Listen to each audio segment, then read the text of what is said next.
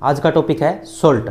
Salt में क्या चीज़ है, सोल्ट कैसे बनते हैं और कितने टाइप के होते हैं, इन पे सारी चर्चाएं करने वाले हैं। सोल्ट के टाइप, पेरेंट्स कौन है सोल्ट के, सोल्ट का नाम कैसे दिया जाता है, सबका रीज़न हर बात करने वाले हैं। और ये 10th क्लास का मोस्ट इंपॉर्टेंट लेक्चर है। यहाँ से 5 नंबर का एक क्वेश्चन आएगा, 5 मार्क्स कम पक्का है यहाँ से यार, श्योर है 5 नंबर का आएगा ही आएगा। तो देखिए भाई, अब हम सोल्ट के बारे में बात करें तो सोल्ट एसिड और बेस की रिएक्शन, जो न्यूट्रलाइजेशन रिएक्शन कहती है, उससे सोल्ट बनता है। तो सोल्ट के पेरेंट कौन हो गए सर? एसिड और बेस से मिलकर बना। तो एसिड भी एक पेरेंट है और एक पेरेंट कौन है? बेस। एसिड और बेस इसके क्या कहलाएंगे? पेरेंट्स कहलाएंगे। सोल्ट का जो नेम दिया जाता है, जैसे NaCl एक सोल्ट है, एक सिंपल एग्जांपल है NaCl, बहुत सारे सोल्ट होते हैं दुनिया में। NaCl एक सोल्ट है, उसका नाम जो दिया जाता है सोडियम क्लोराइड। क्या नाम दिया जाता है? Sodium chloride. Sodium word base से उठाया गया और क्लोराइड एसिड से उठाया गया। तो फर्स्ट नेम किसी भी सोल्ट का देना होता है तो वो बेस से उठाया जाता है और सेकंड वर्ड कहाँ से उठाया जाता है?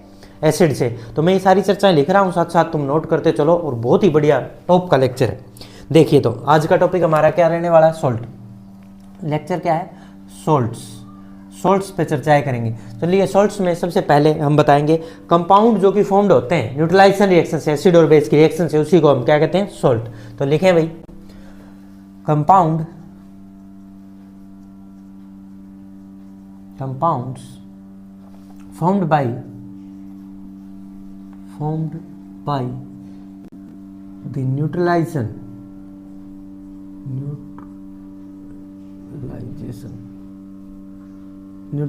reaction between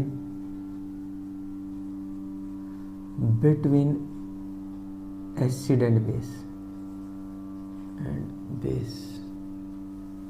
are called salt।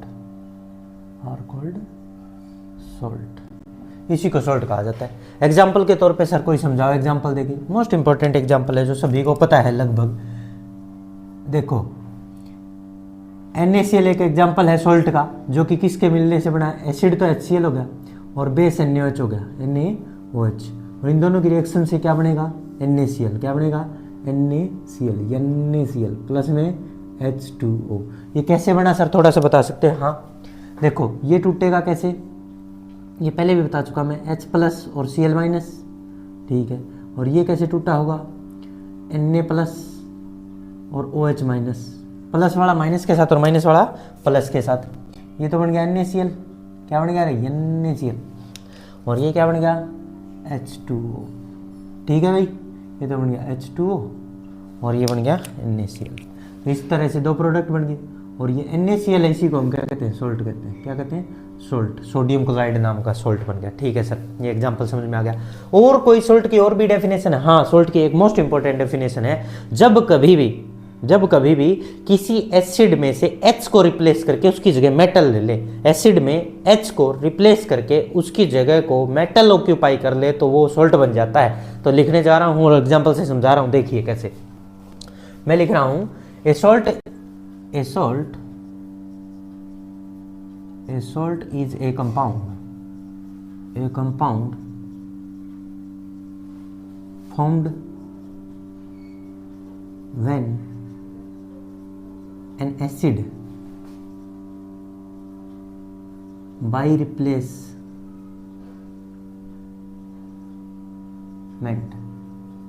of hydrogen, by replacement of H in the acid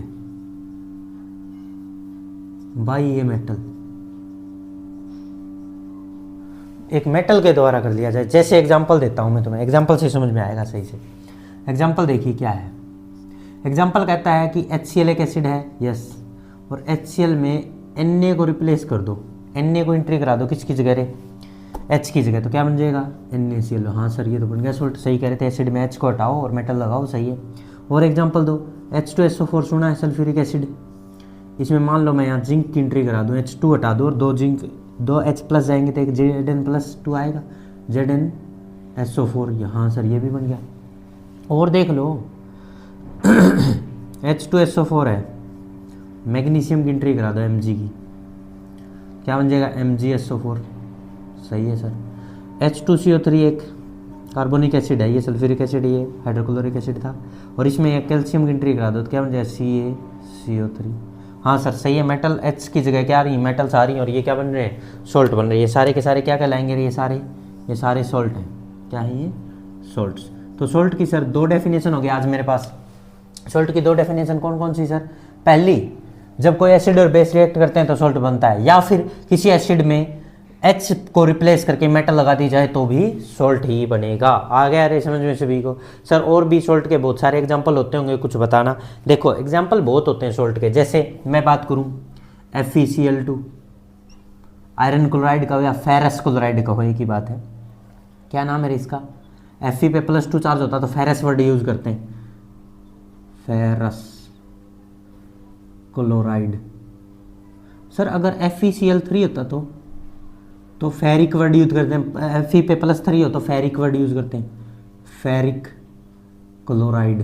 हाँ सर ठीक है।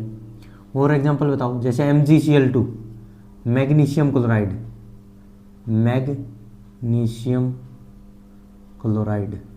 हाँ सर। और एग्जांपल बताओ, जैसे ZnCl2, zinc chloride. NaCl sir सबसे इंपॉर्टेंट, सोडियम क्लोराइड। नाम देने मैंने फर्स्ट लेक्चर में ही समझा दिए थे, 10th क्लास में, फर्स्ट चैप्टर में हमने सीख लिया था सोडियम क्लोराइड। हाँ सर। ऐसे मान लो ये होता Al2SO4 होल थ्राइस, इसका नाम होता है एल्यूमिनियम सल्फेट। क्या नाम होता, एल्यूमिनियम सल्फेट। अरे आ रहा है समझ में। और भी बहुत सारे हो सकते हैं, जैसे ये होता CaCO3, calcium carbonate, calcium carbonate. बहुत एग्जांपल हो सकते हैं सोल्ट के, ये भी सारे सोल्ट हैं, ये भी सारे सोल्ट हैं, ये भी सोल्ट है। तो अब तुम्हें ओवरऑल समझ में आ गई, सोल्ट सिर्फ NaCl नहीं होता, बहुत सारे सोल्ट होते हैं। जब भी मेटल H की जगह मेटल आ जाए तो वो सोल्ट ही बन जाते हैं मैक्सिमम। ठीक है भाई, ये सारी बातें नोट कर ली जाएं। अभी मैं इसको रफ करके आगे बढ़ रहा हूँ। पेरेंट्स ऑफ सोल्ट, अब देखिए भाई, पेरेंट्स ऑफ सोल्ट मैं पढ़ाने जा रहा हूँ तो तुम खुद ही समझ जाओ पेरेंट क्या होंगे, जिनसे वो मिलके बना वही तो उसके पेरेंट रहे होंगे। तो पेरेंट सोल्ट के कौन कौन रहे होंगे, एक तो रहा होगा एसिड और एक रहा होगा बेस, क्योंकि एसिड और बेस में रिएक्शन करने से ही तो न्यूट्रलाइजेशन रिएक्शन होकर ही तो सोल्ट बना है। तो एक एसिड सोल्ट, एक तो एसिड है सोल्ट का पेरेंट और एक है बेस है। तो अब एडिंग डाल रहे हैं क्या, पेरेंट्स ऑफ द सोल्ट। तो ये रफ कर रहे हैं भाई। अब जो नेक्स्ट आ रहा है वो क्या आ रहा है, parents of salt. Next adding क्या है, पेरेंट्स ऑफ सोल्ट। तो देखिए भाई, यहाँ पे डिस्कशन कर लिया जाए पेरेंट्स ऑफ सोल्ट। ये लिख लिया होगा सभी ने, नोट कर लिया है, तो आगे बढ़ जाते हैं। ये रफ हो गया, अब इससे आगे देखो भाई, parents of salt. Parents of salt, salts के पेरेंट कौन कौन है। Salt formed by the neutralisation reaction हमें पता है, तो इसीलिए वो एसिड और बेस से मिलके बना है। Salt formed by neutralisation reaction between acid and base. So salt has two parents,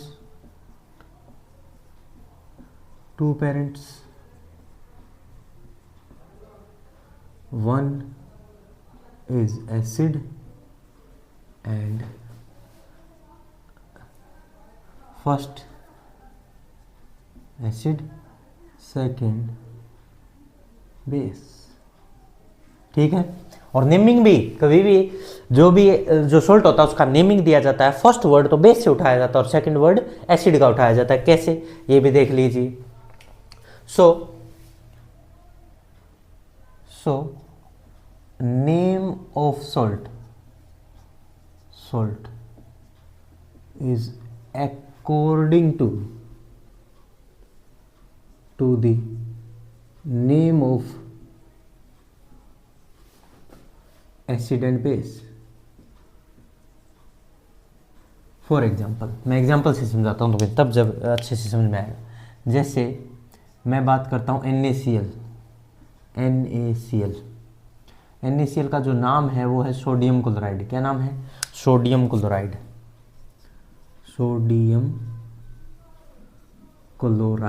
हाँ सर है। देखो ये सोडियम वर्ड कहाँ से उठाया गया है, वर्ड उठाया गया फ्रॉम बेस, और ये कहाँ से उठाया गया, फ्रॉम एसिड। कैसे पता लगा, देख लो, HCl प्लस NaOH, ये था एसिड और ये था बेस, इनकी रिएक्शन हुई बना सोल्ट। सोल्ट का नाम था NaCl और ये था सोल्ट, प्लस में था वाटर H2O वाटर। ये थी सर रिएक्शन। हाँ तो देखो जो सोडियम है Na, यहाँ बेस में है ना, Na बेस से उठाया गया सोडियम वर्ड, और जो ये Cl है, यहाँ भी Cl है सर, ये उठाया गया एसिड से। यही तो बता रहा हूँ, जो फर्स्ट वर्ड है वो तो उठाया जाता है किससे, बेस से, और सेकंड वर्ड है वो उठाया जाता है किससे, एसिड से। तो यही तो मैंने लिखा है। तो इस तरह से नेमिंग की जाती है किसी भी सॉल्ट की। ठीक है भाई, समझ में आया? तो ये पूरा जल्दी से नोट कर लिया जाए, फिर मैं आगे बढ़ रहा हूँ, लिख लिया होगा ये। तो मैं आगे बढ़ता हूँ। फैमिली ऑफ सॉल्ट, सॉल्ट के पेरेंट्स की बात होगी। पेरेंट्स के बाद अब बात करते हैं किसकी, फैमिली की बात करते हैं, फैमिली ऑफ सॉल्ट। तो रफ कर दिया जाए ये, देखिए तो पेरेंट्स ऑफ सॉल्ट का पता लग गया, एसिड और बेस दोनों ही क्या हैं, पेरेंट्स है किसके, सॉल्ट के। अब हम बात कर रहे हैं क्या, फैमिली ऑफ सॉल्ट। तो देखिए भाई सॉल्ट की फैमिली कौन कौन सी है और क्या क्या बातें हैं उनमें खास। देखो कभी भी किसी भी सॉल्ट की फैमिली पता करनी हो, जैसे NaCl, KCl, MgCl2, ऐसे मतलब Cl कॉमन है, कॉमन आयन नेम डिसाइड करेगा। कॉमन आयन चाहे वो कटायन हो चाहे कॉमन आयन अनायन हो, कॉमन आयन ही डिसाइड करेगा कि उस फैमिली का नाम क्या होगा। कैसे, देखिए एग्जांपल से समझाता हूं। तो हेडिंग डाली जाए family of salt, family of salt. तो फैमिली ऑफ सॉल्ट में पहले आ रहा है, मैं लिख ही देता हूं जो बात है वो, नेम फैमिली का डिसाइड करेगा कॉमन आयन कटायन हो चाहे anion. Name according to the common ion, according to the common ion, either cation और अनायन, चाहे वो कटायन हो चाहे अनायन हो, पर कॉमन होना चाहिए, उसी वो डिसाइड करेगा। कैसे, जैसे मैं एक एग्जांपल से समझाता हूँ। एग्जांपल बहुत ज़रूरी है तुम्हारे लिए। एग्जांपल कह रहा है, जैसे तुम एक एग्जांपल ले लो NaCl, हाँ सर, एक ले लो KCl, ठीक है, एक ले लो RbCl, रुबिडियम क्लोराइड, एक ले लो CsCl, सीजियम क्लोराइड, और ऐसे। अब इनमें देखो Na कॉमन है, पोटेशियम है, रुबिडियम है या सीजियम है या क्लोरीन कॉमन है, Cl कॉमन है सर सभी में। तो इस सब में एनायन कॉमन है, माइनस वाली चीज़ कॉमन है, प्लस वाले नहीं है। तो अनायन कॉमन है, अनायन कॉमन, अनायन कॉमन है, अनायन कॉमन है। तो इसी के बेस पे अनायन का नाम क्या है, Cl माइनस, और Cl माइनस को तो हम क्या कहते हैं, क्लोराइड। तो क्लोराइड फैमिली होगी। ये कौन सी फैमिली होगी, क्लोराइड फैमिली, इसका नाम हो गया क्लोराइड फैमिली।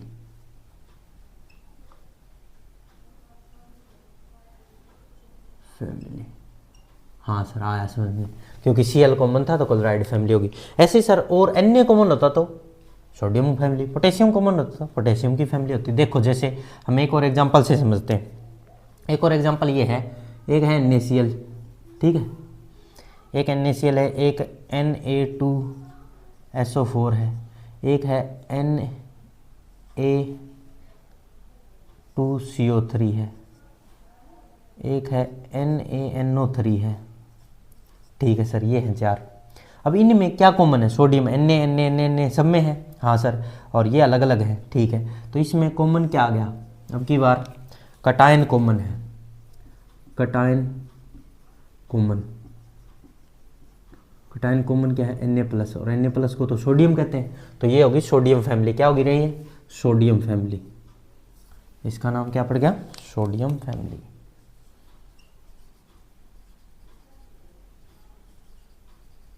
हाँ सर वेरी गुड, ये तो मेरे समझ में आ गया सर। कैसे, क्लोराइड फैमिली, क्योंकि कॉमन Cl था तो क्लोराइड फैमिली, कॉमन Na है तो सोडियम फैमिली। ये सही है सर, इसके बारे में भी नॉलेज होगी। अब जो नेक्स्ट बात करने वाले फैमिली के बारे में, पेरेंट्स के बारे में, सॉल्ट की सारी बातें होगी। अब हम बात करने वाले हैं pH ऑफ सॉल्ट, सॉल्ट की pH पे चर्चाएं कर लेते हैं। देखिए तो pH पे कैसे क्या चर्चाएं हैं वे भी बात कर लेते हैं। Salt and pH of salt. तो सॉल्ट की पीएच तो सभी को पता है, कुछ लोगों का दिमाग में एक ही बात है, पीएच सॉल्ट की तो 7 होती होगी। नहीं, ऐसा कुछ भी नहीं है, हो भी सकती है और नहीं भी। वो कब कैसे क्या होगी, वो कम 7 से ज़्यादा भी हो सकती है, 7 से कम भी हो सकती है और 7 भी हो सकती है। कब क्या होगी देखिए, अभी आ रहा है आपके सामने यहीं पे। तो कोई भी सॉल्ट है वो या तो एसिड बेस से मिलके बना, ये सभी को पता है। दोनों स्ट्रॉन्ग हो सकते हैं, दोनों वीक हो सकते हैं, एक स्ट्रॉन्ग एक वीक हो सकता है। ये 3 कंडीशन है। तो तीनों कंडीशन पे अलग अलग बातें होंगी, देखिए क्या क्या।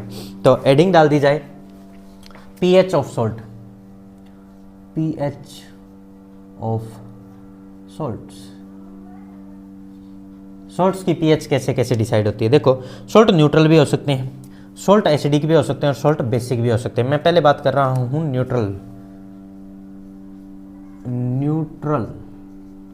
सॉल्ट की बात कर रहा हूं। न्यूट्रल सॉल्ट कब होंगे वो देख लीजिए। न्यूट्रल सॉल्ट कब होंगे सर, जब strong acid plus strong base हो।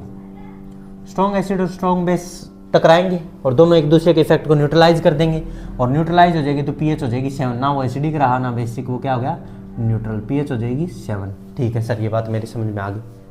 स्ट्रॉन्ग एसिड बेस मिलेंगे तो न्यूट्रल सॉल्ट बनेगा और पीएच 7 होगी। ठीक है सर, अब इनमें से कोई एक वीक ले ले, एक स्ट्रॉन्ग ले लेते हैं। चलो बात करते हैं एसिडिक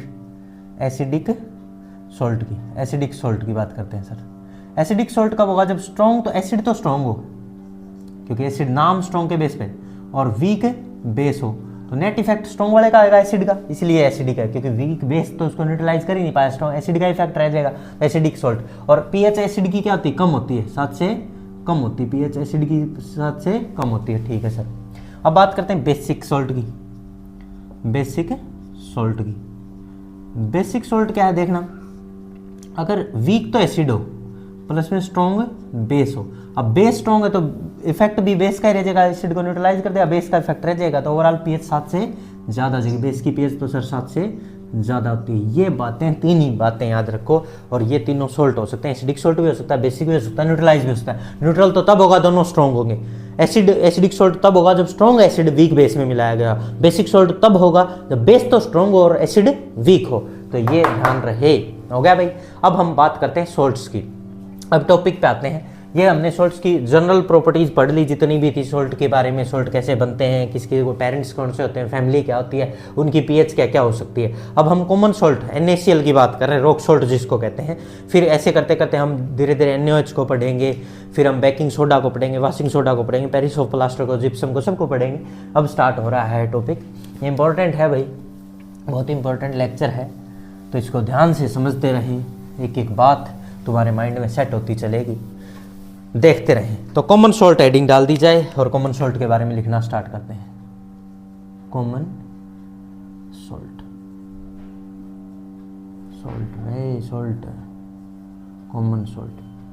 देखिए भाई, कॉमन सॉल्ट जो खाने में यूज होता है उस नमक की बात चल रही है। कॉमन सॉल्ट, टेबल सॉल्ट कह लो, या रॉक सॉल्ट भी कहते हैं। रॉक सॉल्ट क्यों कह देते हैं सर, देखो रॉक सॉल्ट जब ये ब्राउन कलर का होता है और इसके साथ इंप्यूरिटीज होती हैं तो ये ब्राउनिश कलर का होता है, उसको रॉक सॉल्ट कहा जाता है। ठीक है सर, NaCl इसका फार्मूला होता है, कॉमन यूज में होता है। इसका बहुत सारी चीज़ों को बनाने में यूज होता है, जैसे baking soda, washing soda, bleaching powder, etcetera extra बहुत सारी चीज़ों को इसको बनाने, NaOH, कास्टिक सोडा, उनको बनाने में इसका यूज होता है सर। इसके लिए एक हमारे जो फ्रीडम स्ट्रगल में भी इसका रोल है। दांडी यात्रा याद हो किसी को, दांडी मार्च महात्मा गांधी ने जो निकाला वो NaCl नमक के लिए निकाला गया था। ठीक है, तो ऐसी सी कुछ बातें हैं कॉमन जो इंपॉर्टेंट है इसके लिए, वो हम सारी लिख लेंगे। और समुद्र में बहुत सारे सॉल्ट मिलते हैं, उनमें से सेपरेट करके ये अलग से निकाला जाता है भाई। समुद्री पानी जो होता है, समुद्र का सी वाटर, उसमें से अलग सेपरेट करके इसको निकाला जाता है। तो लिख रहे हैं हम सारी बातें, लिखें। फर्स्ट बात इसके बारे में, यूज्ड इन फूड, ये खाने में यूज होता है पहली बात तो। नेक्स्ट लिखें, sea water contains many salt, sea water contains many salts,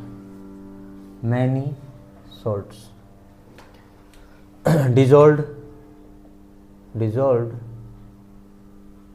in it, NaCl is separated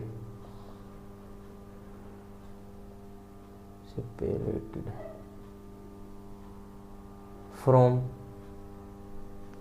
these salts. इन सॉल्ट्स में से इसको सेपरेट कर लिया जाता है। ठीक है भाई, NaCl को इसमें सेपरेट कर लिया जाए। कॉमन सॉल्ट का जो फॉर्मूला है, फॉर्मूले की बात करें कॉमन सॉल्ट की, फॉर्मूला ऑफ कॉमन सॉल्ट तो NaCl। Chemical name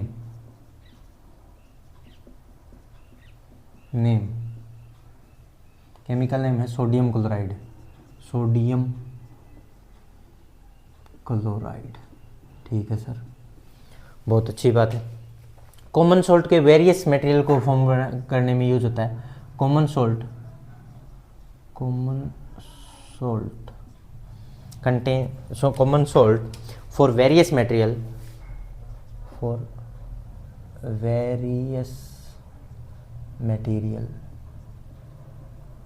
common salt for various material of daily use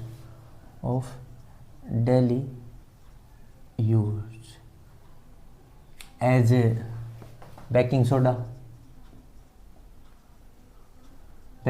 को बनाने में इसका यूज होता है, जैसे NaHCO3। ठीक है sir. Caustic soda NaOH, sodium hydroxide भी कह देते हैं। वाशिंग सोडा या पाउडर, सोडा कह दो पाउडर कह दो। फार्मूला कहता है Na2CO3.10H2 एंड मैनी मोर। और भी हो सकते हैं, और भी बहुत सारी चीज़ों के बनाने में इसका यूज किया जा सकता है। ठीक है सर। और इसके लार्ज क्रिस्टल, बड़े बड़े ठिल्ले जब हमें मिलते हैं तो वो कैसे मिलते हैं? ब्राउन कलर के मिलते हैं, क्योंकि उसमें इम्प्योरिटीज होती है और उसको रॉक सोल्ट के नाम से जाना जाता है। देखिए तो लिखेंगे large crystal are brown due to presence of impurity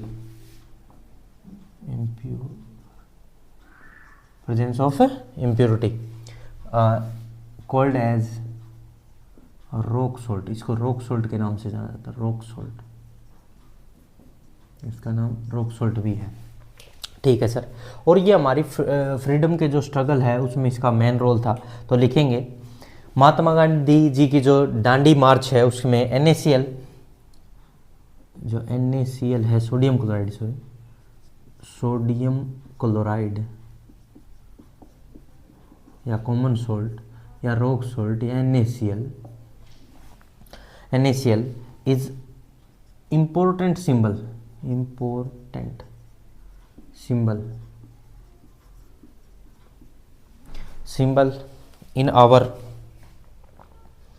in our struggle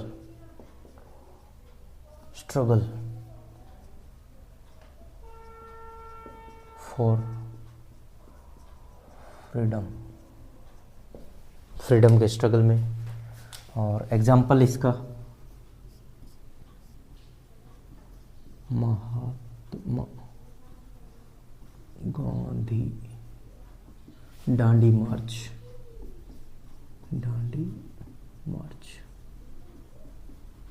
ठीक है भाई, समझ में आया? दांडी मार्च जो महात्मा गांधी ने दांडी यात्रा की थी वो नमक के लिए, NaCl के लिए की थी। ठीक है जी।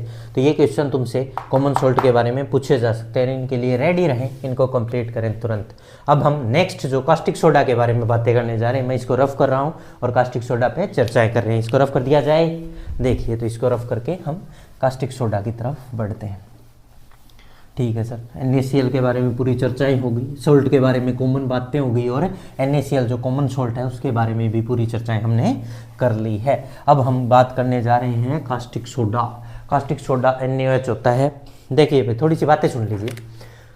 जो कास्टिक सोडा होता है ना, NaOH सोडियम हाइड्रोक्साइड इसका केमिकल नेम है, इसका केमिकल फार्मूला NaOH है। इसको पैदा किया जाता है, जो नमक होता है NaCl सोल्ट होता है उसके बेराइन सॉल्यूशन कहते हैं, एक्वस सॉल्यूशन को बेराइन कहा जाता है। और उसमें से अगर करंट पास कर दिया जाए तो वो NaOH देता है।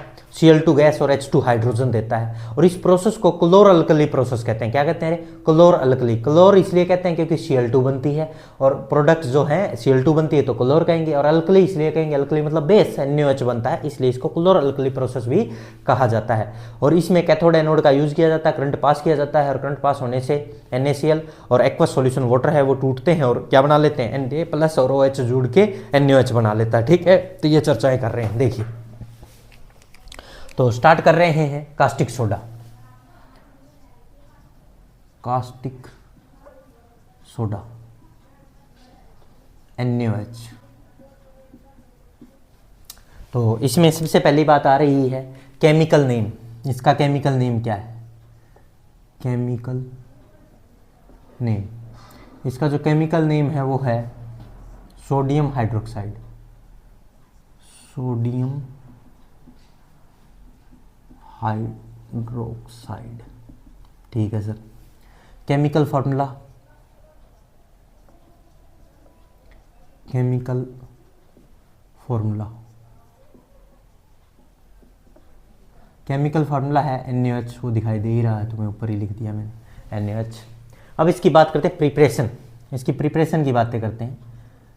प्रिपरेशन, और प्रिपरेशन में तो मैंने अभी अभी तुम्हें बताया। क्या बताया? बताओ रे।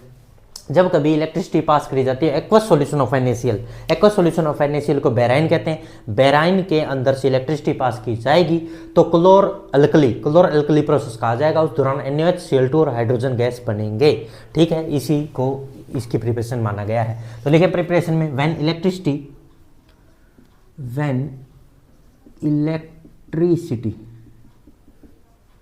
Is passed through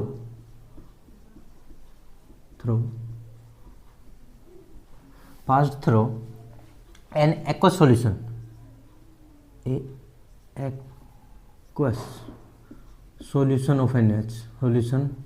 of NaCl, और इसी को हम क्या कहते हैं? कोल्ड बेराइन कहते हैं भाई एक्वस सॉल्यूशन ऑफ NaCl को। इतने को बेराइन कहते हैं। इतने एक्वस सॉल्यूशन ऑफ NaCl को बेराइन कहा जाता है। ठीक है। इट डिकम्पोज, ये टूटता है। It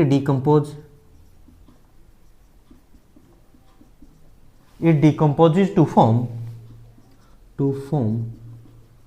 NaOH, sodium hydroxide, sodium hydroxide NaOH.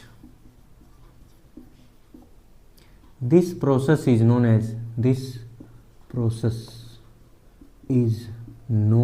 as क्लोर alkali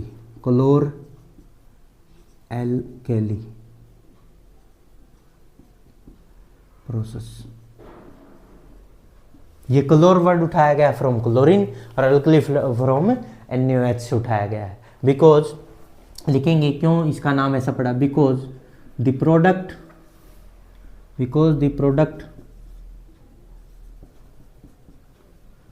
chlorine Cl2,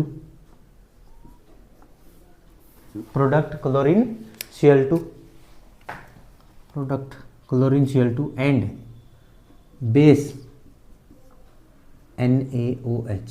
ठीक है, तो क्लोर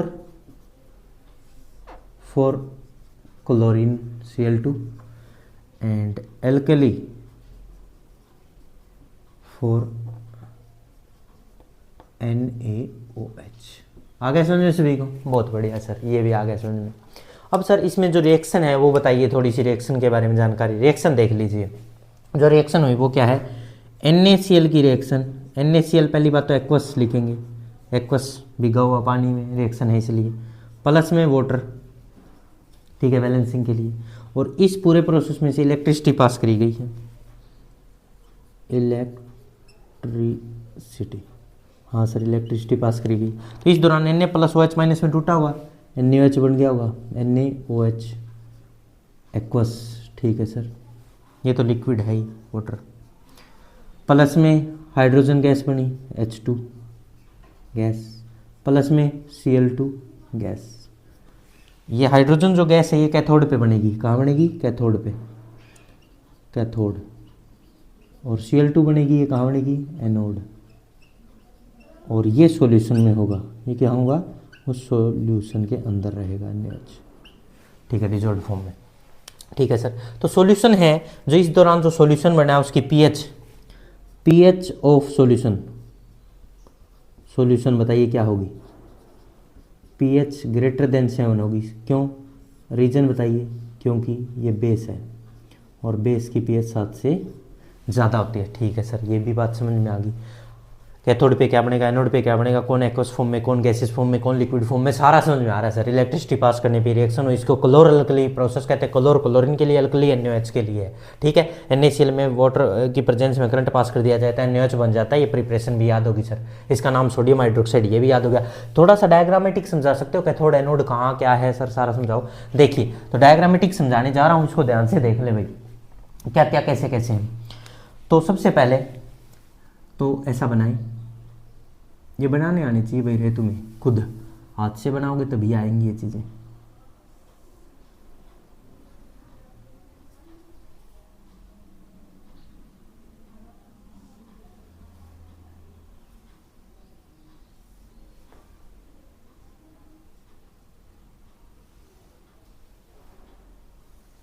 बनाते रहा करो, प्रैक्टिस किया करो बैठ के, तभी तुम्हें ये सारी चीज़ें आएंगी।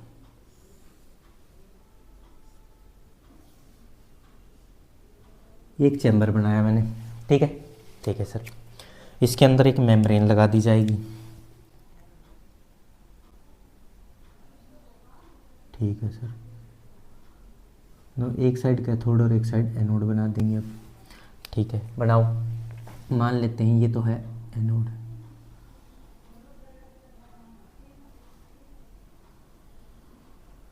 बना दी, और इधर बना देंगे कैथोड।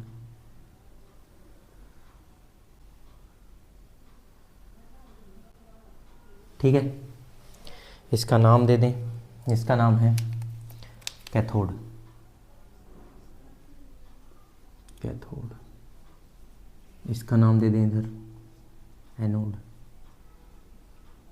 ठीक है सर, और इन दोनों को एक वायर से जोड़ दिया जाएगा,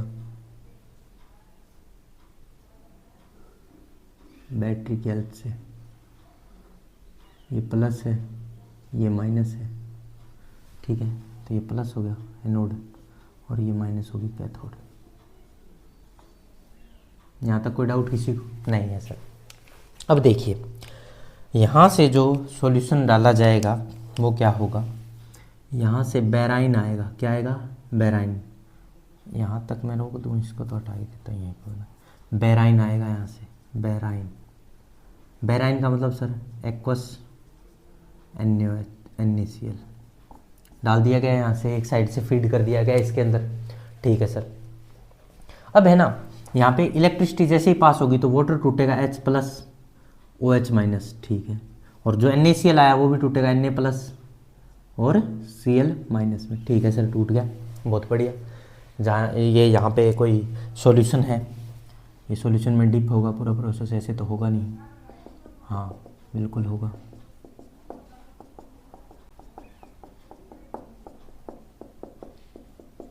हाँ सर, ये हो गया। इसके बाद अब देखिए, जो कैथोड है वो नेगेटिव है, तो पॉजिटिव वाली चीज़ें तो कहाँ भागने लगेंगी रे, पॉजिटिव वाली चीज़ें तो उधर भागेंगी, प्लस वाली चीज़ें उधर भागेंगी, और माइनस वाली चीज़ें प्लस की तरफ भागेंगी।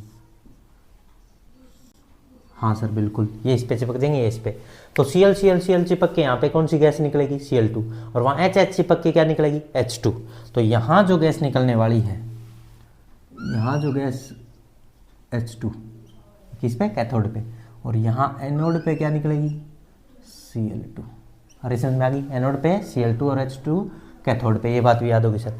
और यहाँ जो बच गया H जुड़ के H2 निकल गई, ये जुड़ के Cl जुड़ के Cl2 निकल गई, Na प्लस और OH बचे, वो क्या बना लेंगे यहाँ पे कुछ सॉल्यूशन के अंदर, NaOH बना लेंगे। यही तो रिएक्शन थी, NaOH बन गया, H2 और Cl2 उड़ गई दोनों कैथोड एनोड पे। ठीक है सर, ये बातें मेरे सारी समझ में आ गई। अब सर NaOH है वो कहाँ से निकलेगा, ये यहाँ से निकलेगा, हमें वहाँ से फीड किया था, इनपुट थी, ये आउटपुट मिलेगी यहाँ पे। यहाँ पे बेराइन कंटेनिंग NaOH, क्या लिखेंगे यहाँ पे, बेराइन कंटेनिंग NaOH। यहाँ पे हमें NaOH मिलेगा, NaOH बेराइन है सॉल्यूशन के साथ ही NaOH मिलेगा। अब NaOH के क्या क्या काम है, Cl2 के क्या काम है, H2 के क्या काम है, वो भी मैं तुम्हें साथ में ही बता देता हूँ। देखो Cl2 जो गैस है, क्लोरीन गैस है, वाटर ट्रीटमेंट, वाटर को प्यूरिफिकेशन में काम आती है। स्विमिंग पूल में इसको डाल दिया जाता है। PVC पॉलीविनाइल क्राइल क्लोराइड बनाने में, PVC के जो पाइप होते हैं इनको बनाने में, CFC क्लोरोफ्लोरोकार्बन को बनाने में इसका यूज है, पेस्टिसाइड्स बनाने में इसका यूज है, डिसइंफेक्टेंट्स बनाने में इसका यूज है। तो इसके जो यूजेज हैं वो मैं यहाँ लिख रहा हूँ Cl के जो है। सबसे पहले वाटर ट्रीटमेंट में, वाटर ट्रीटमेंट लिख लें साथ साथ। स्विमिंग पूल में इसका यूज है, स्विमिंग पूल, ठीक है सर, स्विमिंग पूल्स में इसका यूज है। और सर PVC बनाने में, पॉलीविनाइल क्लोराइड, ठीक है सर, CFC क्लोरोफ्लोरोकार्बन्स, और सर पेस्टिसाइड्स, डिसइंफेक्टेंट्स, डिसइंफेक्टेंट ये क्या होते हैं सर? देखो रे, जो पोछे लगाए जाते हैं घरों में फिनाइल के, वो सारे डिसइंफेक्टेंट्स होते हैं जो बैक्टीरिया, जर्म्स वगैरह वगैरह को मारते हैं, ठीक है। पेस्टिसाइड्स बनाने में भी इसका यूज है सर, पेस्टिसाइड, इतने सारे यूज है सर Cl2 के। H2 के भी कोई यूज होते होंगे, हाँ, जो एयरक्राफ्ट जाते हैं स्पेस में उनमें फ्यूल का काम करता है, फ्यूल का काम। अमोनिया की प्रिपरेशन में इसका यूज है, अमोनिया फॉर फर्टिलाइजर बनाने में इसका यूज है। तो वे लिख लें। मार्जेरिन के रूप में यूज होता है, मार्गेरिन के रूप में। मार्जेरिन क्या होता है सर? ये मक्खन होता है, जो आर्टिफिशियल मक्खन तैयार किया जाता है वो है। तो ये लिख लें सारे यूज इसके Cl2 के।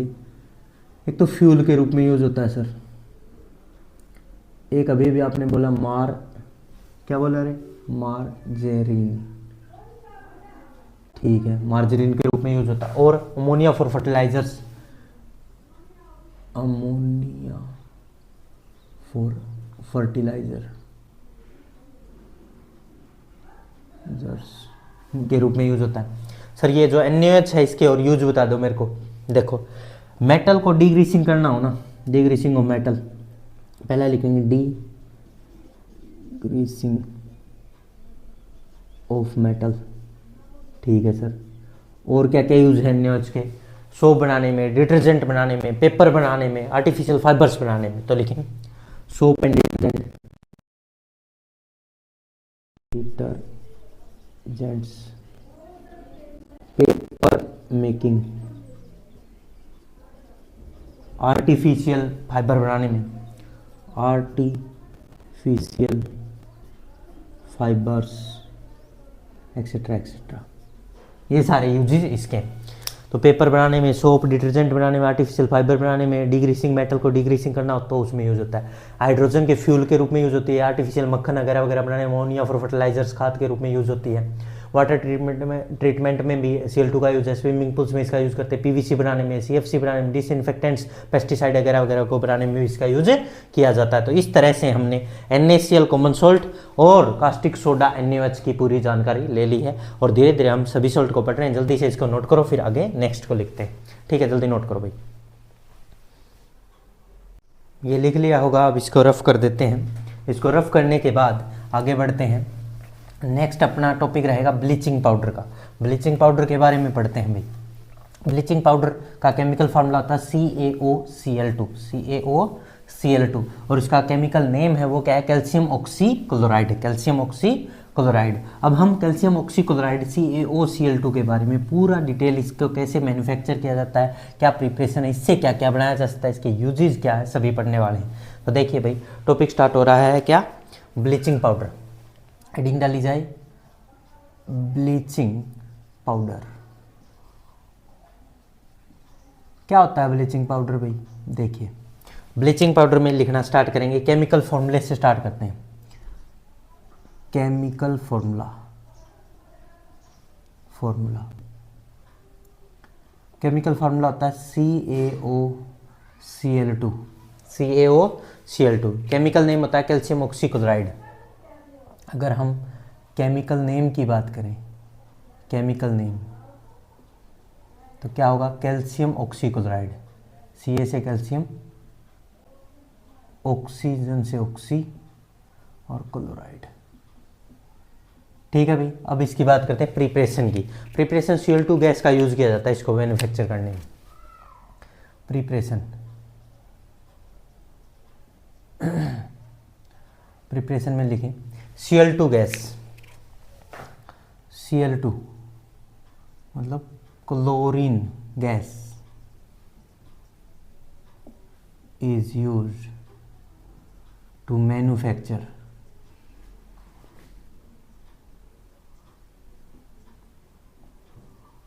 Of bleaching powder.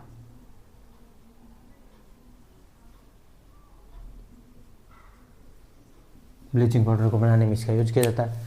Bleaching powder को Cl2 को ड्राई और slaked lime, dry slaked lime में Cl2 को पास किया जाता है, तब जाके कहीं ब्लीचिंग पाउडर प्रिपेयर होता है भाई। तो लिखेंगे when Cl2 is passed through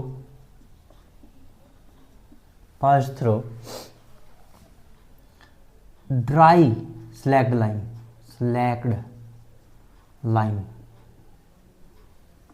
CaOH twice, ठीक है, slacked lime।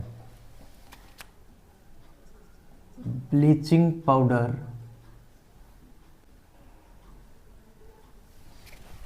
is represented by CaOCl2, इससे इसको रिप्रेजेंट किया जाता है। क्या रिएक्शन है वो देख लीजिए, इंपॉर्टेंट है। सेलेक्ट लाइम है वो होता है CaOH ट्वाइस, इसकी अगर रिएक्शन Cl2 के साथ करवाई जाए तो हमारे सामने बनेगा CaOCl2 प्लस H2O, और ये बैलेंस्ड भी है। ठीक है भाई, ठीक है सर। अब आगे बढ़ते हैं इसके यूजेस की तरफ। क्या क्या यूज हैं? यूजेस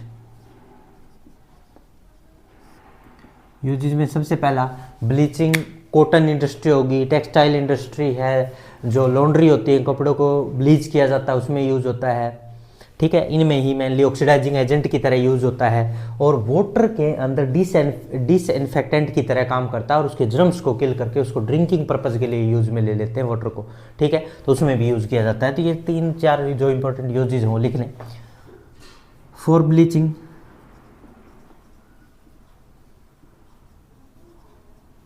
कॉटन, एनसीईआरटी में जो लिखा वही लिख देता हूँ। Cotton and lining in the textile industry, for bleaching wood pulp, लकड़ी की जो छाल उतारी जाती पल्प, वुड पल्प इन पेपर इंडस्ट्री, पेपर फैक्ट्रीज। ठीक है, for bleaching washed cloth,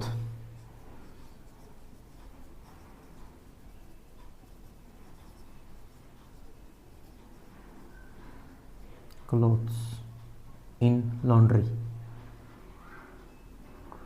laundry में वाश्ड क्लॉथ को ब्लीच करने में यूज होता है। ठीक है सर, ये हो गए कुछ इंपॉर्टेंट यूज। नेक्स्ट यूजेस जो हैं वो देख लो। Act as an oxidising agent in many chemical industry,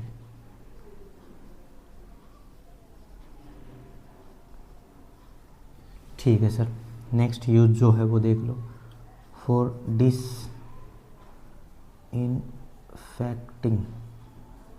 disinfecting drinking water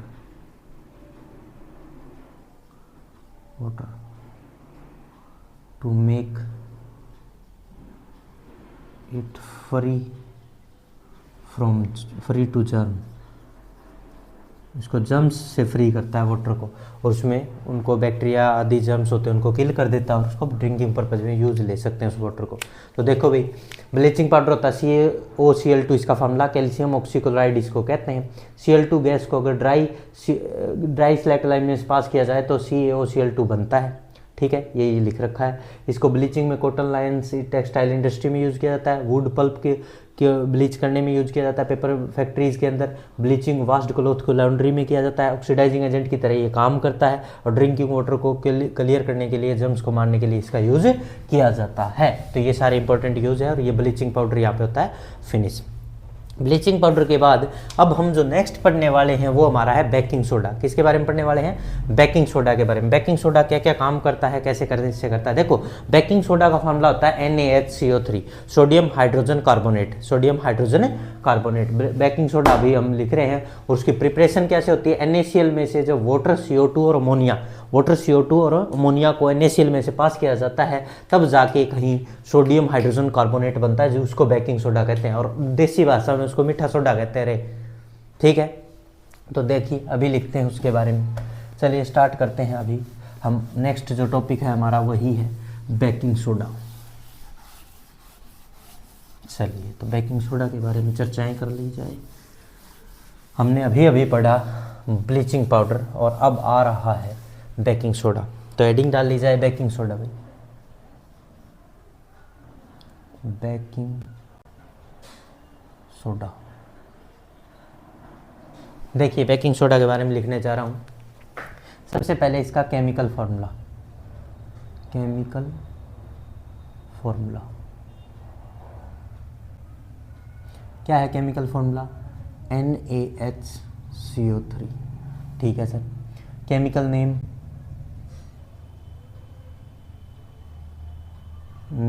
नाम यहाँ दिखाई दे रहा है, देखो, सोडियम हाइड्रोजन कार्बोनेट। क्या नाम है? सोडियम हाइड्रोजन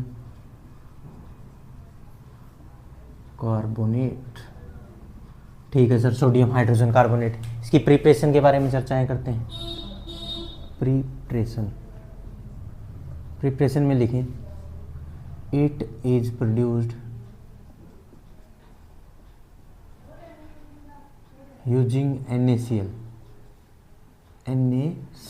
सोडियम क्लोराइड का यूज किया जाता है as one of the raw material.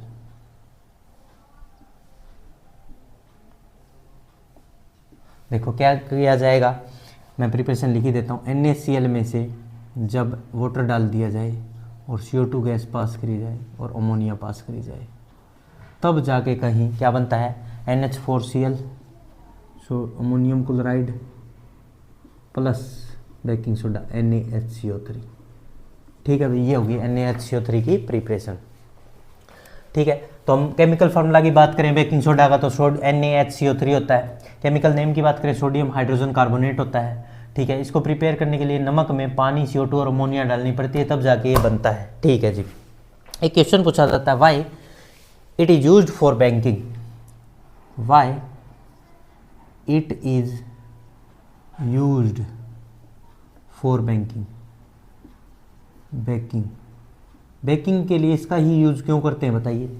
देखो, अब बताता हूँ वो रिएक्शन, तो अब समझाता हूँ ये पूरा रिएक्शन।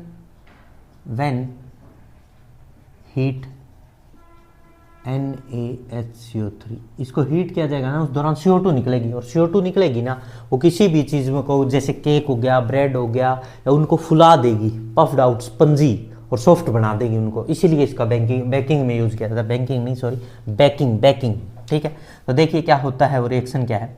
अगर NaHCO3 को हीट कर दिया जाए, हीट, तो ये बनेगा Na2CO3, वाटर निकलेगा प्लस में CO2, और ये CO2 इंपॉर्टेंट है, यही तो इसको पफी बना देती है।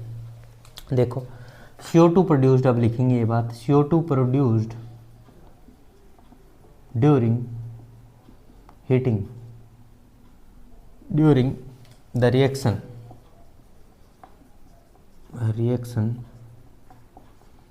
causes bread or cake to rise, making them soft and spongy.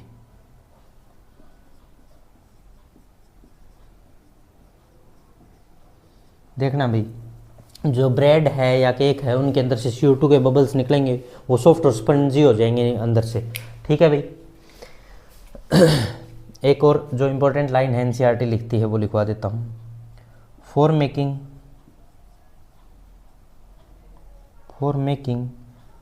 Baking powder, baking soda चल रहा था ऊपर, देखो अब मैं बेकिंग पाउडर की बात कर रहा हूँ। Baking powder which is a mixture है, mixture of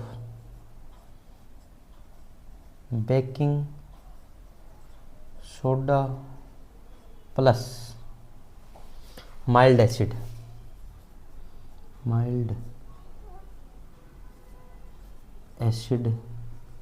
like tartaric acid,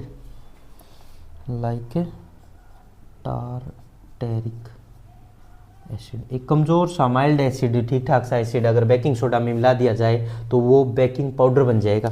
baking soda में कोई एसिड, माइल्ड एसिड मिला दिया जाए, ठीक ठाक एवरेज एसिड मिला दिया जाए तो वो उसको बेकिंग पाउडर में कन्वर्ट कर देगा, बेकिंग सोडा को।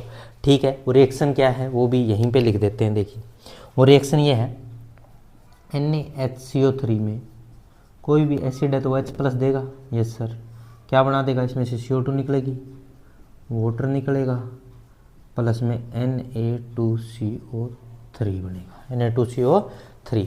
और ये जो CO2 है, ये जो निकली है ये CO2, यही तो बनाती है ब्रेड और केक को। Bread and cake become soft and spongy, इस CO2 की वजह से होते हैं। ठीक है सर, अब ये तो होगी बातें। अब यूजेस की बात कर लेते हैं। NaHCO3 का यूज क्या है। एक तो NaHCO3 बेस होता है, बेसिक नेचर का है। बेसिक नेचर का होने की वजह से इसको एंटी एसिड, जब स्टमक में बहुत ज़्यादा एसिड सिक्रेट होता है, वो इरिटेशन, जलन पैदा कर देता है, पेन होने लगता है, तो उससे बचाने के लिए बेकिंग सोडा का यूज़ करो, उसको खाओ। बेकिंग सोडा खाने से वो बेसिक नेचर का उसको न्यूट्रलाइज कर देगा और पेन में रिलीफ मिलेगा। एक तो ये सबसे बड़ा यूज है सर। एक इसका सोडा जो होता है, सोडा एसिड होता है, इसका फायर एक्सटिंक्शन में यूज़ किया जाता है, आग बुझाने में भी इसका यूज किया जाता है। ये दो यूज हैं सर इंपॉर्टेंट। यूजेस लिखें,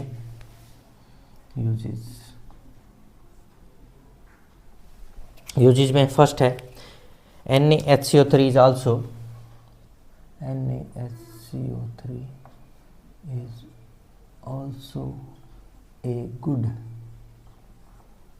antacid because NaHCO3 have basic nature. It neutralize the acidity of stomach and provide relief in pain. Pain में क्या देता है, रिलीफ देता है, पहला यूज। दूसरा सर ये फायर एक्सटिंग्विशर में यूज होता है। इट इज ऑल्सो यूज्ड, ये तो फर्स्ट यूज हो गया। दूसरा लिखो, it is also used, it is also used in soda acid, fire extinguisher, fire extinguisher, आग बुझाने में, अग्निशाय के यंत्र में भी इसका यूज किया जाता है। तो हमने बेकिंग सोडा के बारे में पढ़ा। NaHCO3 इसका फार्मूला सोडियम हाइड्रोजन कार्बोनेट कहते हैं।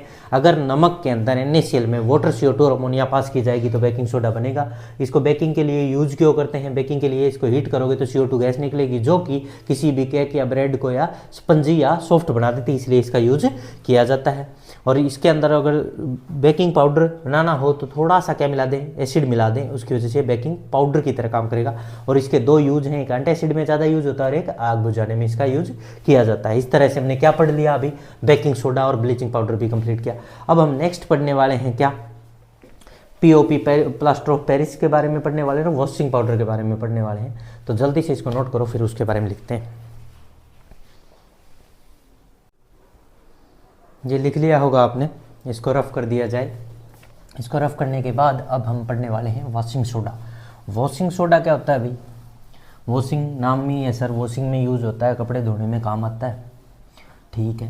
तो इसका फार्मूला क्या आता है? Na2CO3 sodium carbonate 0.10H2O decahydrate, sodium carbonate decahydrate, इसको कहते हैं, केमिकल नेम है सोडियम कार्बोनेट डेकाहाइड्रेट। और फार्मूला क्या है? Na2CO3 0.10H2O। चलिए तो इसके बारे में पूरी चर्चाएं कर लेते हैं। हेडिंग है वॉशिंग सोडा। वॉशिंग सोडा क्या होता है? Na2CO3 0.10H2 होता है सर। इसका नाम है सोडियम कार्बोनेट डेकाहाइड्रेट। इसका जो ये 10 वाटर है क्रिस्टलाइन फॉर्म होती है सर इसकी।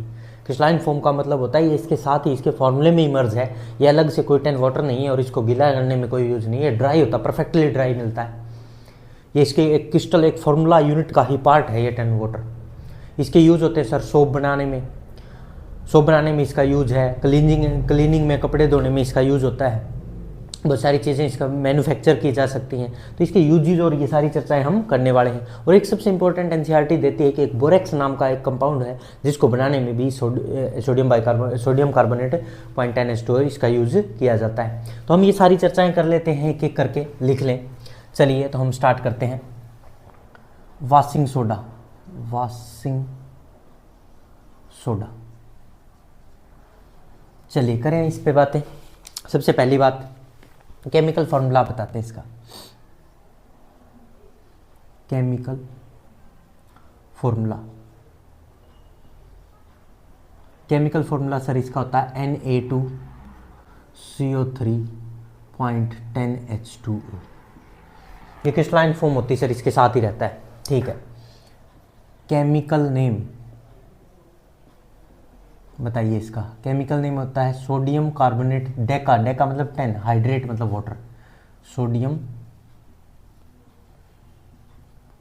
कार्बोनेट डेका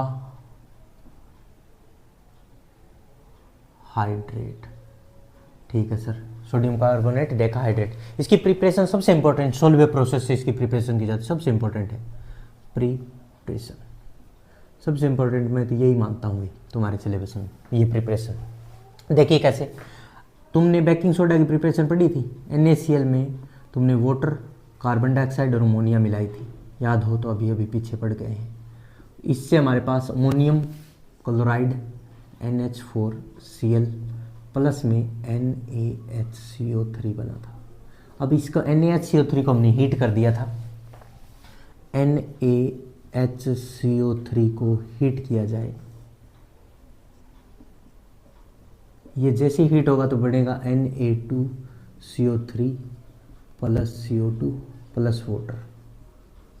अब ये जो Na2CO3 है इसको हम अलग करके वाटर के साथ रिएक्शन कर दें तो ये बना लेगा washing soda.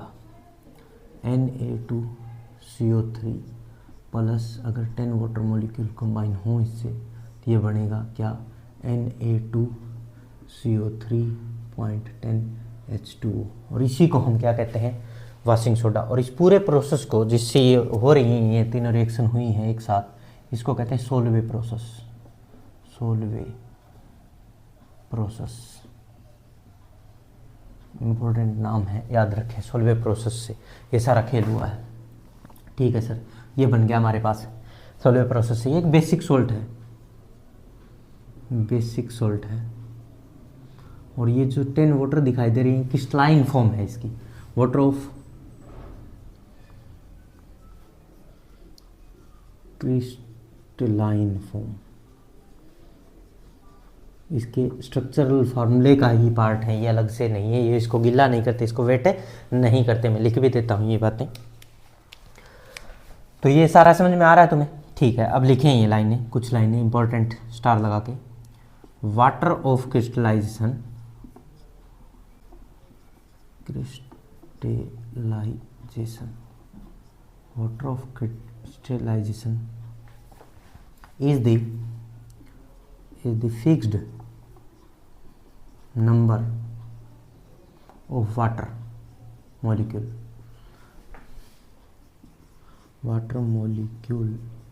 present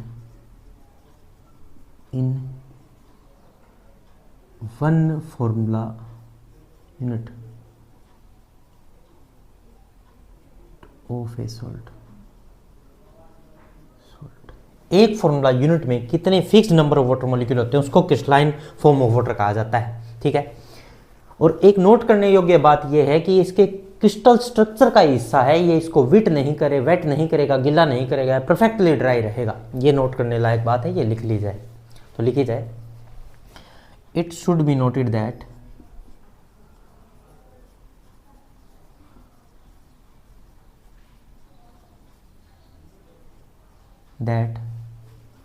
water of crystallization, Z भी लिख दे, crystallization is a part of crystal structure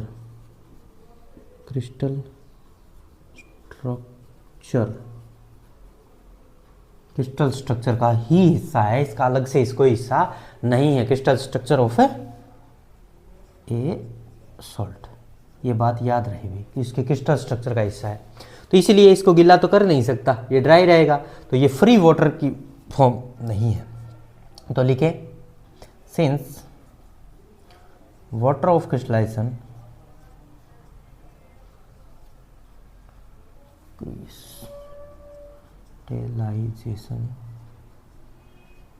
not free water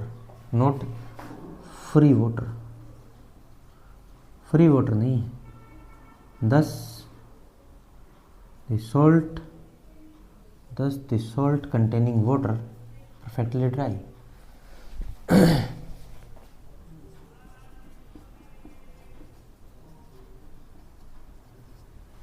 containing water of crystallization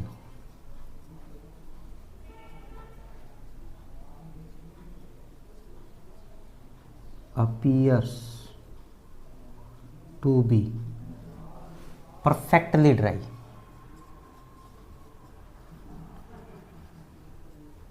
ये पूरी तरह से सूखा हुआ ड्राई मिलेगा, ऐसा कोई नहीं कि ये लिक्विड फॉर्म में गीला मिलेगा, ऐसा कुछ होने वाला नहीं है। तो अब मैं तुम्हें दो बातें बताता हूँ, देखना। एक ब्लू विट्रियल का फार्मूला होता है, ब्लू विट्रियल होता है CuSO4.5H2। 5 एक फॉर्मूला यूनिट में 5 वाटर के मोलिक्यूल क्रिस्टलाइज्ड फॉर्म में रहते हैं। और ऐसे ही ये सोडियम बाइकार्बोनेट है, वॉशिंग सोडा, इसके साथ सोडियम कार्बोनेट के साथ 10 वाटर के मोलिक्यूल क्रिस्टलाइज्ड फॉर्म में रहते हैं। तो ये दो इंपॉर्टेंट फार्मूलाज हैं जो हमें याद रख लेने हैं। एक तो 5 मोलिक्यूल वाला, 5 water molecule, 5 water molecule, 5 water molecule in one formula unit of copper sulfate, जैसे कि CuSO4.5H2O।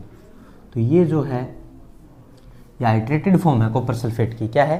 Chemical formula of hydrated, chemical formula of hydrated copper sulphate. सही है भाई, हाइड्रेटेड कॉपर सल्फेट 5 वाटर ही क्रिस्टलाइज होते हैं इसके साथ। ठीक है, ये याद रहे। ऐसे ही 10 का भी है, 10 water molecule present in one formula unit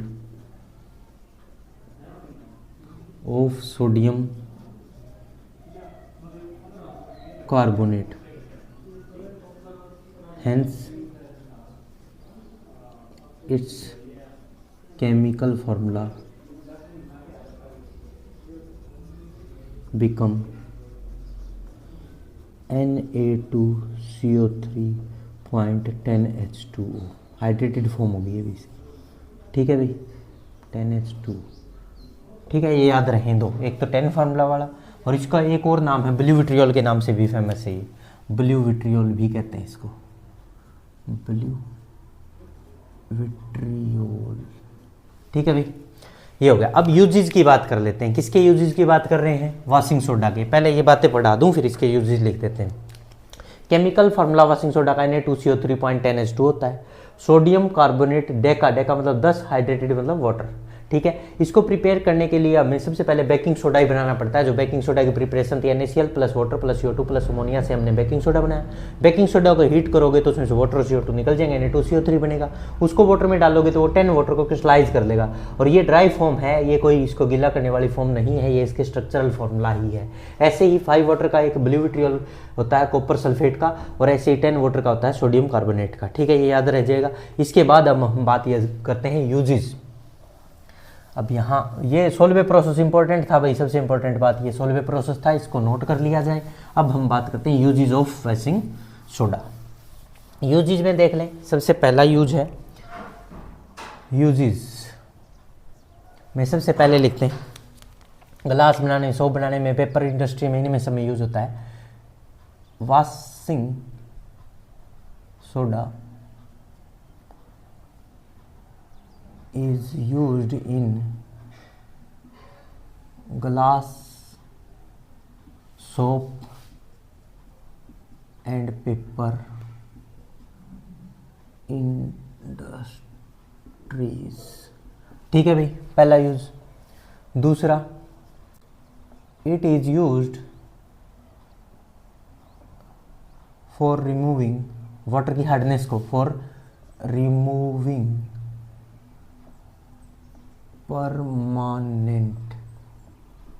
permanent hardness of water की हार्डनेस को रिमूव करने में भी इसका यूज होता है। एक बोरेक्स को बनाने में इसका यूज इंपॉर्टेंट लिखते हैं वो भी। It is used to manufacture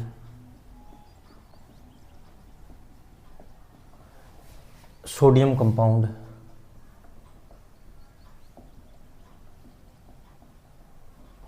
borax. Important है भाई ये बोरेक्स वाला, ठीक है। और घरों में जो डोमेस्टिक पर्पज में इसका वॉशिंग में तो इसका यूज होता ही है। Sodium carbonate can be used as cleaning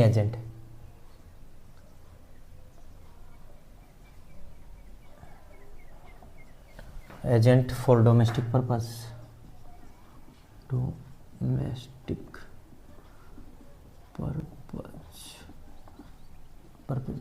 ठीक है भाई।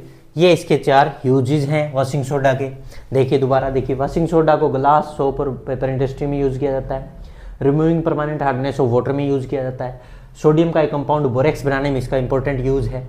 सोडियम कार्बोनेट को क्लीनिंग एजेंट के रूप में डोमेस्टिक पर्पज में घरेलू यूज किए जाते हैं, ठीक है जी।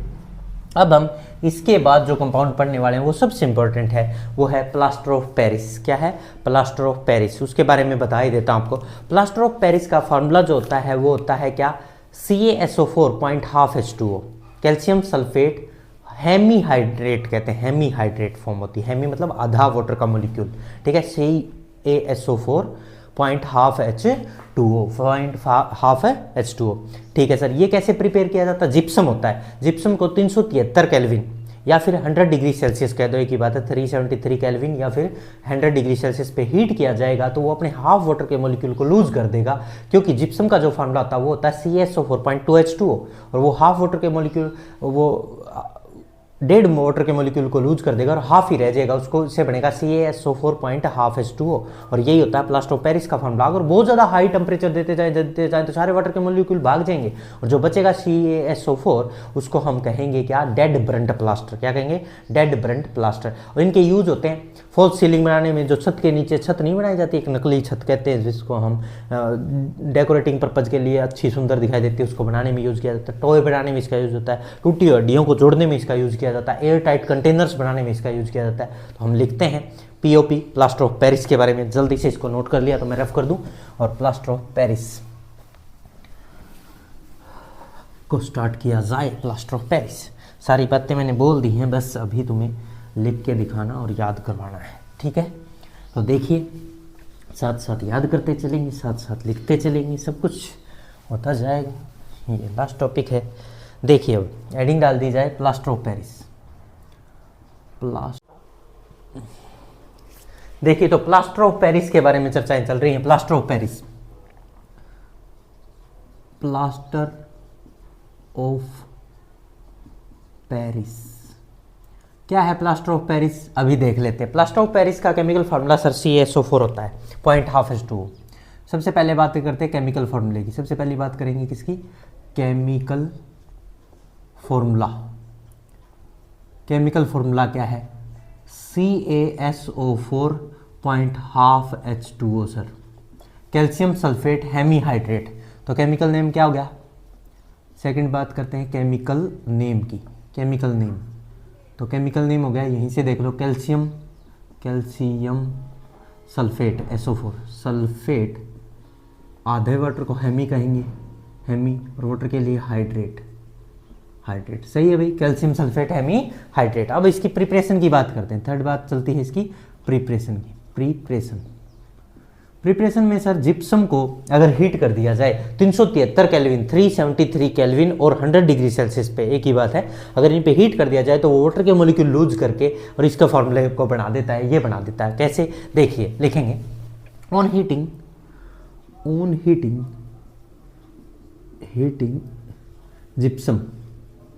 जिप्सम के ब्रैकेट में फार्मूला लिख रहा हूँ CaSO4 अगर इस चीज़ को, जिप्सम को, ये फार्मूले वाले को हीट कर दिया जाए एट 373 केल्विन और एक ही बात है और 100 degree Celsius, then gypsum lose water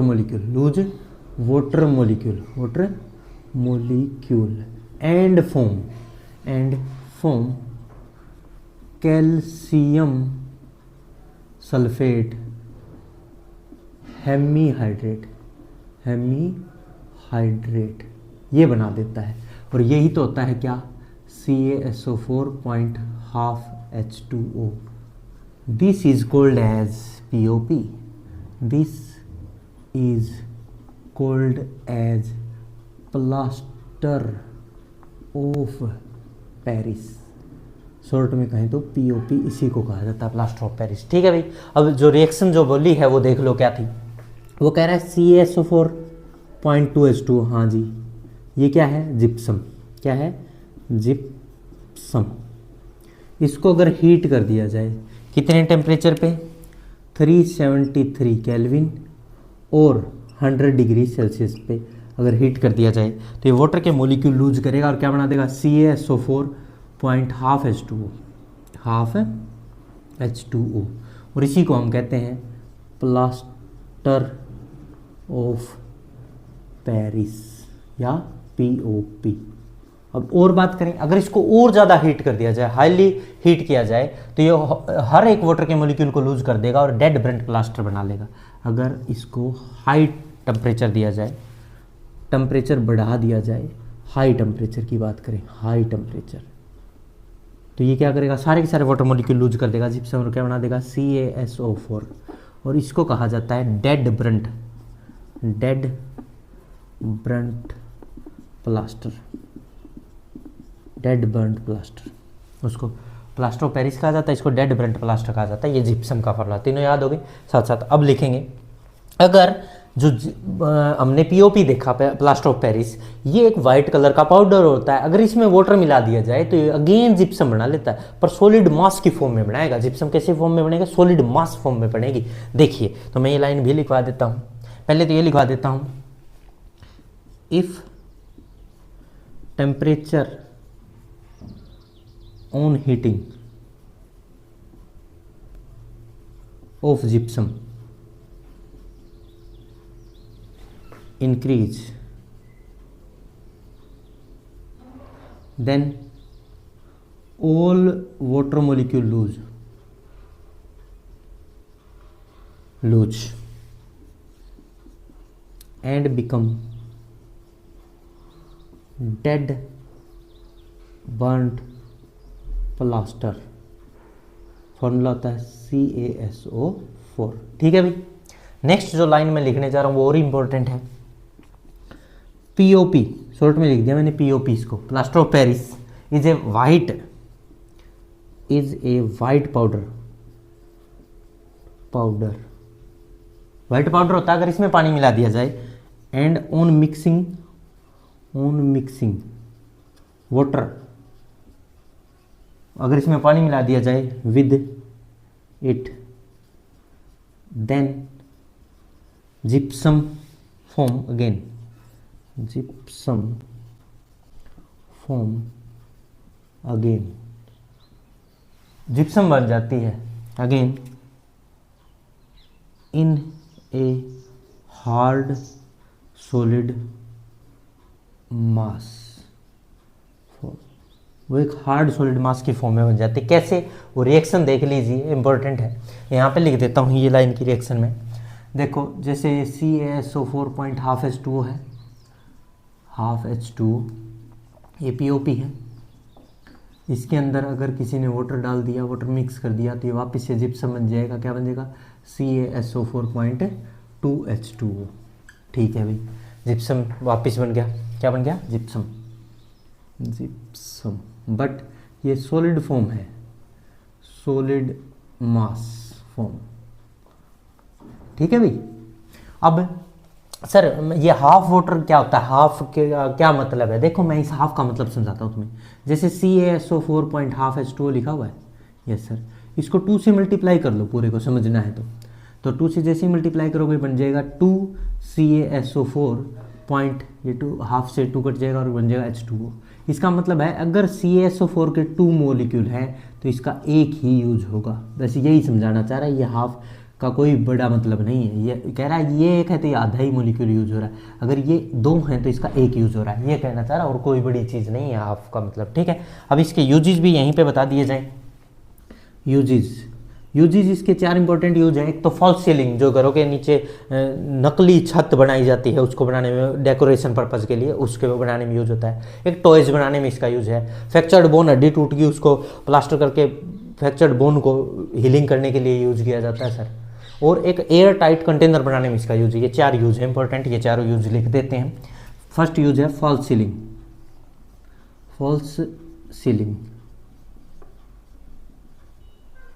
falls ceiling बनाने में यूज होता है सर। फॉल्स सीलिंग बनाने में यूज होता है सर, पहला यूज। और बताओ, healing fractured bone, healing fractured bone को हील करने में, fractured bones. Third, toys making में इसका बहुत इंपॉर्टेंट यूज है। फोर्थ, एयर टाइट कंटेनर्स बनाने में इसका यूज होता है। ये 4 यूज हैं। फॉल्स सीलिंग्स बनाने में इसका यूज है, फ्रैक्चर्ड बोन, हड्डी टूटी को हीलिंग करने के लिए, टॉयज खिलौने बनाने में इसका यूज है, एयर टाइट कंटेनर बनाना हो, कोई बर्तन बनाना उसमें इसका यूज किया जाता है। तो इस तरह से हमने पूरा प्लास्टर ऑफ पेरिस को पढ़ा, इसका फार्मूला, इसका केमिकल नेम, ये कैसे बनता है, जिप्सम को हीट किया जाए, ये इंपॉर्टेंट है भाई, ये टेम्परेचर हमें याद रखना है। ठीक है, ये इंपॉर्टेंट, ये पूछ लिया जाता है, इनके फॉर्मूले याद रखने हैं। और कैसे कैसे ज़्यादा टेम्परेचर कर देते हो डेड ब्रंट प्लास्टर बन जाएगा, वाटर वापस मिक्स कर देते हो वापस से जिप्सम बन जाता है। इसका हाफ का मतलब क्या है ये भी समझाया मैंने, इसके यूजेस भी समझाए। इस तरह से हमने पूरा सोल्ट टॉपिक भी कंप्लीट किया। एसिड, बेस एंड सोल्ट यहाँ पे हो जाता है कंप्लीट। इस तरह से हमने पूरा हमारा लेक्चर किया कंप्लीट। चलिए मिलते हैं नेक्स्ट लेक्चर में। All the very best.